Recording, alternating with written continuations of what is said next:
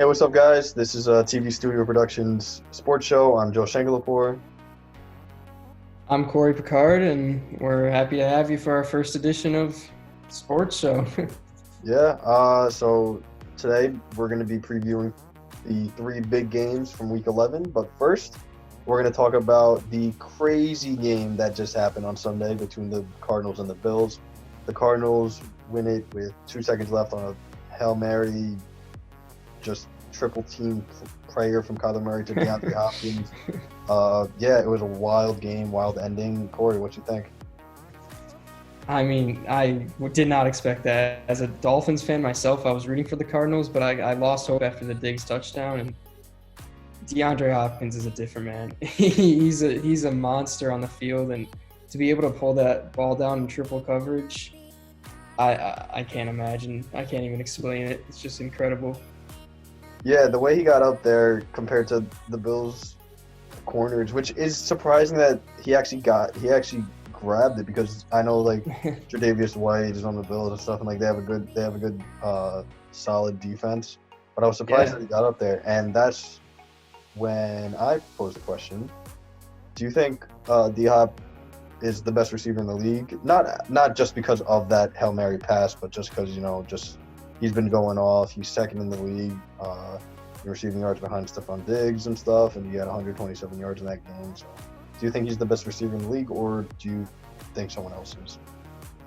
Yeah, he's definitely proven himself as one of the most reliable and consistent receivers in the league over the last 5+ years, honestly. And I think he has a case. I still want to stick with Julio Jones just because Julio's a physical beast. He doesn't compare to anybody except maybe Calvin Johnson, who is one of the greatest of all time. But after seeing Hopkins pull down that catch, which is another Calvin Johnson thing to do, I don't know if anybody else in the league could have done that. So he's the future of the league for sure. And I think the Texans traded him away so easily is still, it doesn't make sense to me. But I'd go with, I think the top three is clear. Maybe top four if you want to add Michael Thomas in there, though he's had his struggles this year with injuries and everything. I think it's got to be, in some order, Julio, Hopkins, and Devontae Adams. So I don't know. I still stick with Julio number one. I'd probably put Hopkins number two, though. Let's get into the Week 11 games. So the Thursday night game is between the Arizona Cardinals and Seattle Seahawks. The Cardinals we just talked about, coming off a huge win. They bounced back, like you said, like from a loss against your Dolphins. Riding high right now, D-Hop and Kyler, they're pretty confident and stuff.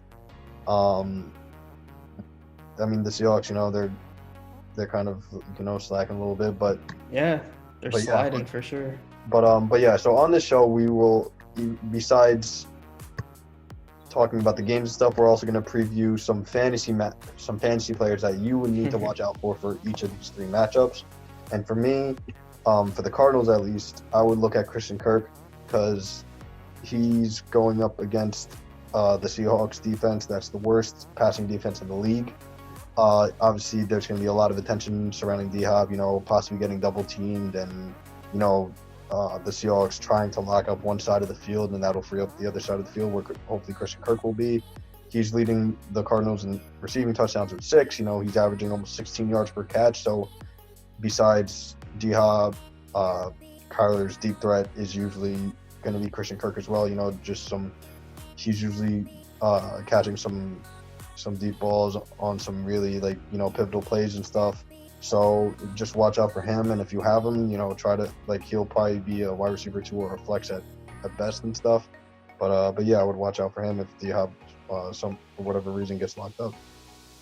Yeah, Kirk is one of the best big play receivers in the league. He's got the speed, and Kyler can throw the ball deep. So against that secondary, you never know. And for me, on the Seahawks side of the ball, I'd say Tyler Lockett's due for a big game. He's one of the more, boom or bust receivers in the fantasy world, but I think that game's going to be a shootout. And we all remember what happened the last time the Seahawks played the Cardinals. He had his 15 reception, 200-yard, 3-touchdown game, 53-point in PPR fantasy. I think he's due for another big game, and if he could do anything like he did last time against the Cardinals, it's still a great great game for a fantasy. Yeah, that game was the previous game that they had was interesting. You know, they're both 6-3 now. They're in a 3-way tie for the division with the Rams and stuff. And the Cardinals somehow in that wild OT game get the win last time. And you know, the Seahawks, they can't really afford getting swept by the Cardinals or by any of their division opponents this year if they want to, you know, at least get a bye for the playoffs or, you know, get a strong seed and stuff.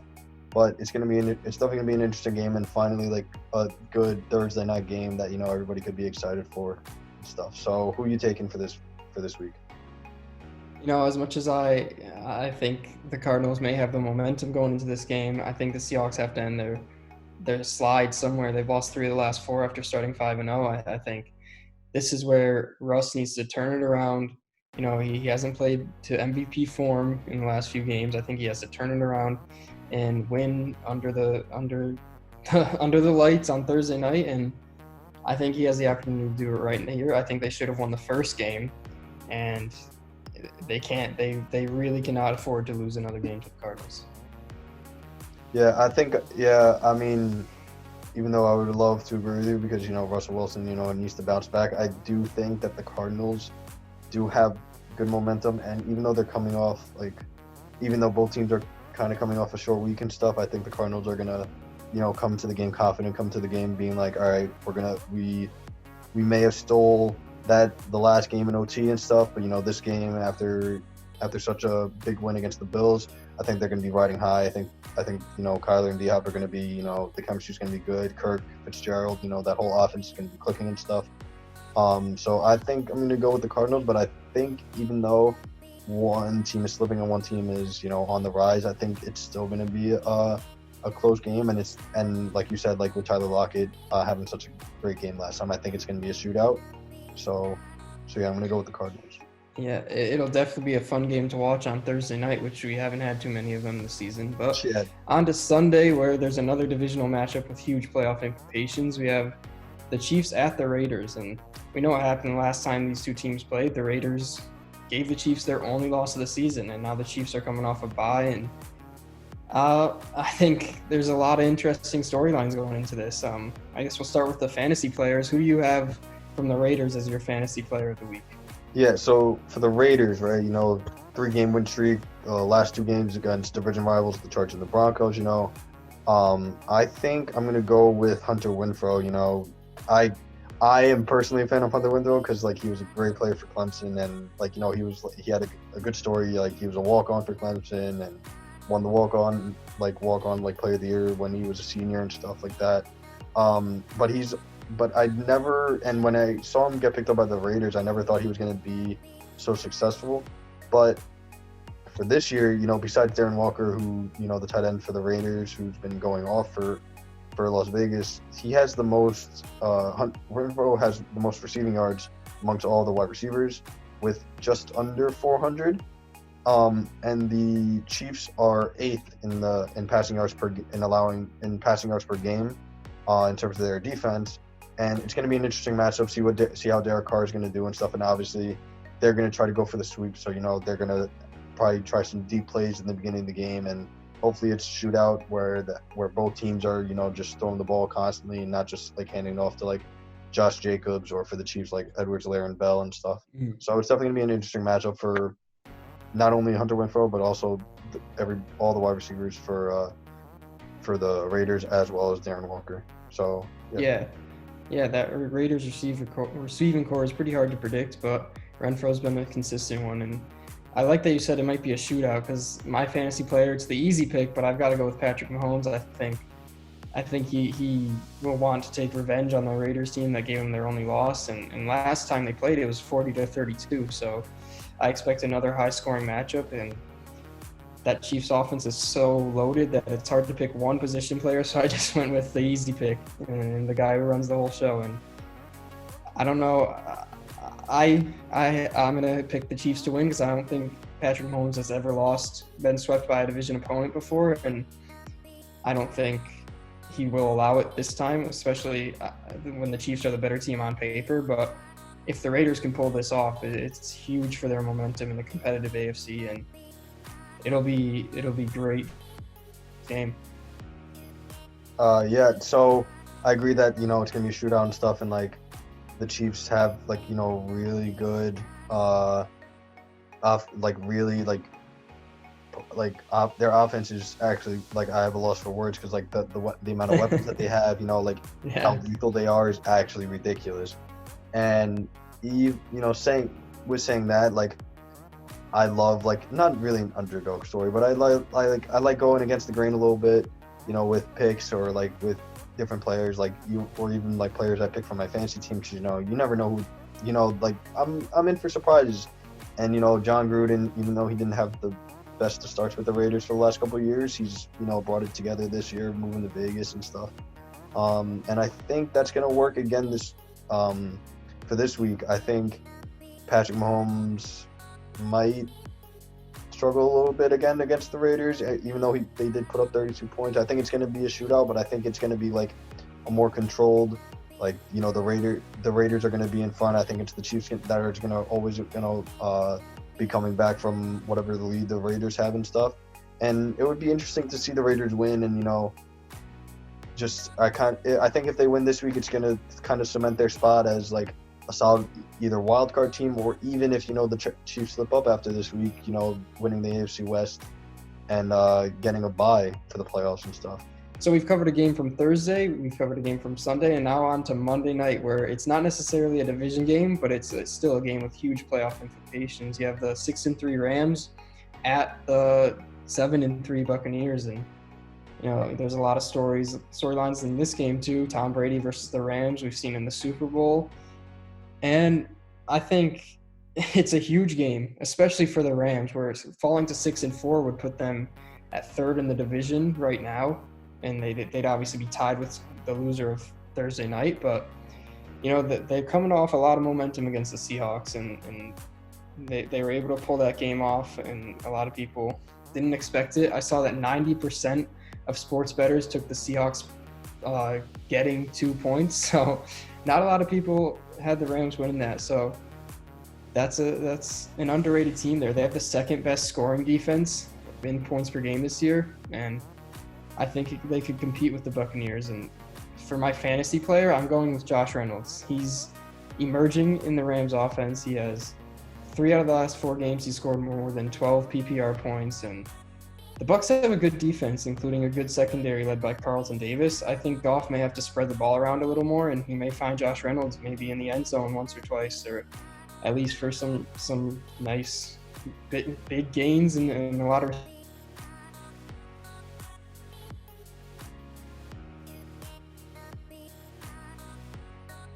Sorry, I was a little disconnected. But yeah, Josh Reynolds is definitely an interesting pick. With the way the Rams offense is now, you know, Cooper Kupp struggling a little bit in terms of fantasy, you know, fantasy points and stuff. It would be interesting to see how Josh Reynolds does against this, you know, kind of pretty dominant defense. You know, third in yards allowed, sixth best scoring offense in the Bucs and stuff. You know, they're kind of arguably the best team that isn't first place in their division. You know, behind the Saints. Sorry. And yeah, they've been, you know, on the up after such a struggling first half of the season. When I mean struggling, I mean almost losing to the Giants. Struggling, that, you know, that would be kind of rough. Coming from a Giants fan. But my fantasy player would be, it's kind of like an obvious one, but Ronald Jones, the second. He's coming off a huge game. You know, 192 yards rushing, 98-yard touchdown, which was insane. You know, he'll be going up against a defense that only's allowed 96 yards per game, which is the 5th best in the league. You know, Aaron Donald, that Rams defense, you know, they're pretty good. So it's going to be interesting to see how both Ronald Jones and Leonard Fournette as well respond to the Rams defense that, you know, that'll pressure you on every play. But yeah, no, I was going up against Ronald Jones last week, and then when I got the notification that he ran for a 98-yard touchdown, I was kind of mad, but, you know, I respect it, and hopefully, you know, he has another good game this week. Yeah, that 98-yard touchdown really broke the game open. It was a close game before that, and the Bucs had just gotten the ball on the 2-yard line, and just an incredible run by him, honestly. But yeah, no. So like both like it's like another. I mean the Monday night game this week was between the Bears and the Vikings. Even though both teams are not really that interesting, the Vikings doing well, and the Bears need to find a new quarterback every single week. It was kind of an interesting one, but this is another interesting Monday night game. Both teams, NEC playoff, NFC playoff playoff race. A loss for both of them. Shouldn't, like you said with the Rams. With the Bucs, a loss here wouldn't be so positive for them. Considering that the Saints aren't. They don't really have a lot of momentum going. And stuff. So, a win here would really put a lot of pressure on the Saints for the rest of the season. But yeah, who are you going with for the Monday night football matchup? I'm going to have to go with the Rams. I mean, the Bucs have not looked themselves at night games for whatever reason. I don't know what it is, but you mentioned the game against the Giants. They got possibly bailed out by no defensive pass interference call on that 2-point conversion that would have tied the game, but nonetheless, it was a close game against the Giants, who did not look good at that point in the season, and it wasn't good. And then against the Bears on Thursday night at the beginning of the season, they lost to a team that, you mentioned it, they're not the best team. They are now on a 4-game losing streak, and nobody expected them to go into that game and beat the Buccaneers.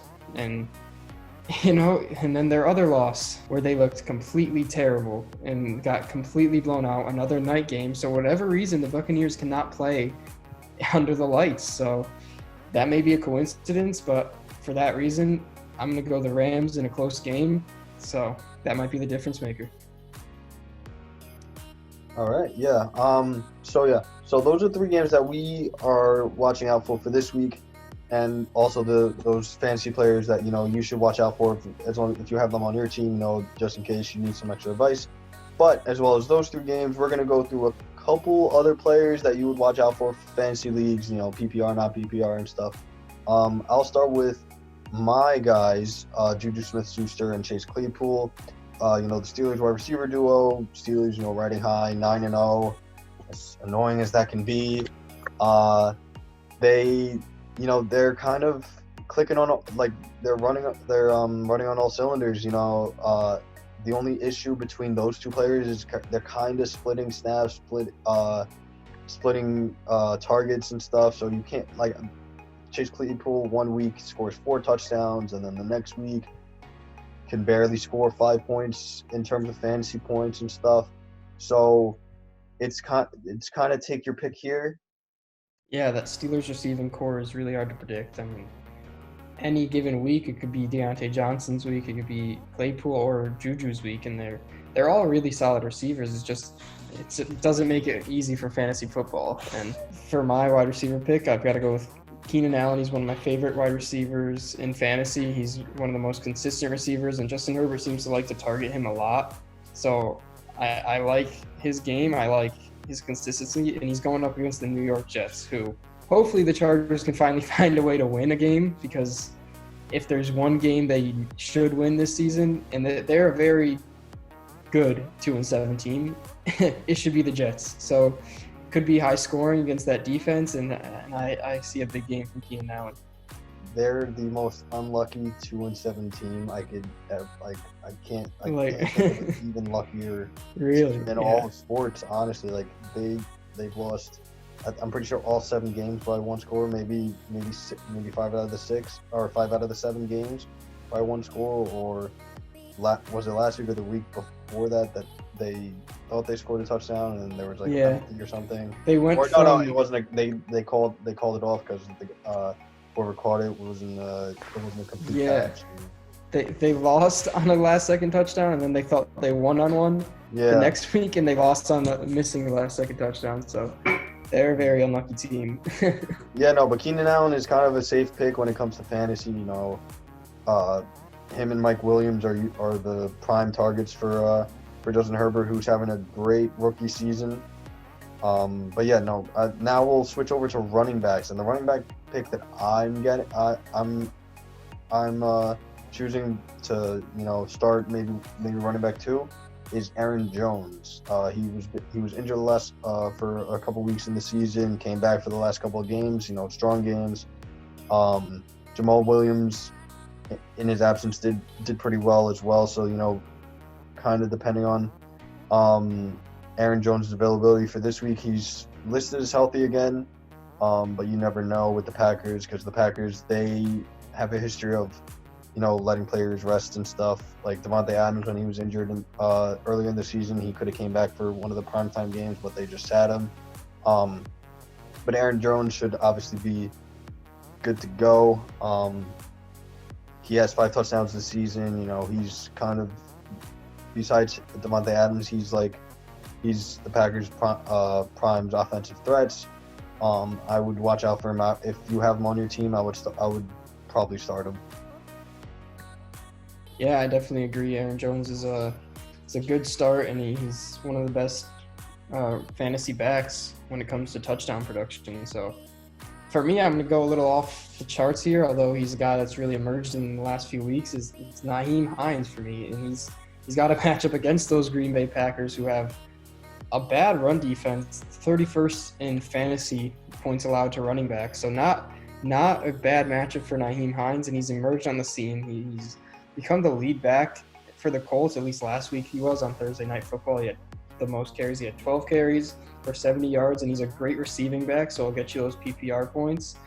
And 2 of the last 3 weeks, he's had over 20 points. So I think he's going to start getting a lot more of a workload, although he might be a risky start with that backfield with Jonathan Taylor and Jordan Wilkins competing. I think he's the go-to guy this week, and even if he isn't, that Packers run defense is not good, so he may just get you enough points to win the game anyway. Yeah, that Packers defense, allowed Dalvin Cook to have all the fun a couple weeks ago, and ever since then, completely torched them. Yeah. Oh, completely torched them. I'm pretty sure Dalvin Cook had over 35 fantasy points, went off that week. But yeah, no, Hines is a good pick.